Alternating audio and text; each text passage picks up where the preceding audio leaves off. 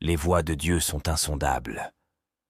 Marie et Joseph durent subir l'opprobre d'une grossesse hors mariage. Marie accoucha dans une étable.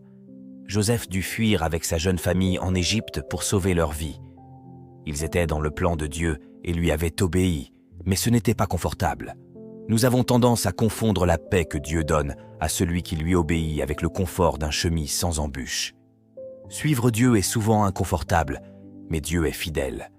Pierre dit alors, « Voici, nous avons tout quitté et nous t'avons suivi. » Et Jésus leur dit, « Je vous le dis en vérité, il n'est personne qui, ayant quitté, à cause du royaume de Dieu, sa maison, ou sa femme, ou ses frères, ou ses parents, ou ses enfants, ne reçoive beaucoup plus dans ce siècle-ci, et dans le siècle à venir, la vie éternelle. » Luc chapitre 18, versets 28 à 30.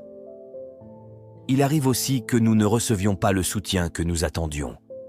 Cela peut provoquer de la déception si nous ne sommes pas attentifs et reconnaissants pour les encouragements que Dieu nous donne. Marie portait le Messie du peuple, mais les gens ne la regardèrent pas de la même façon que Dieu. Personne n'accueillit Marie pour l'accouchement, mais Dieu envoya des étrangers pour pourvoir à leurs besoins. Les religieux de l'époque ne s'intéressèrent pas à Jésus, mais Dieu envoya vers Joseph et Marie de simples bergers pour les encourager. Hérode voulait tuer Jésus, mais Dieu envoya son ange pour prévenir Joseph. Anne et Siméon, deux personnes très âgées, accueillirent Jésus dans le temple alors que les prêtres l'ignorèrent.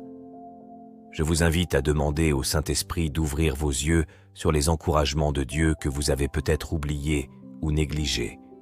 Je vous encourage à persévérer dans l'obéissance à Dieu malgré l'inconfort. Que Dieu vous bénisse. Abonnez-vous afin de rester au courant de prochaines exhortations.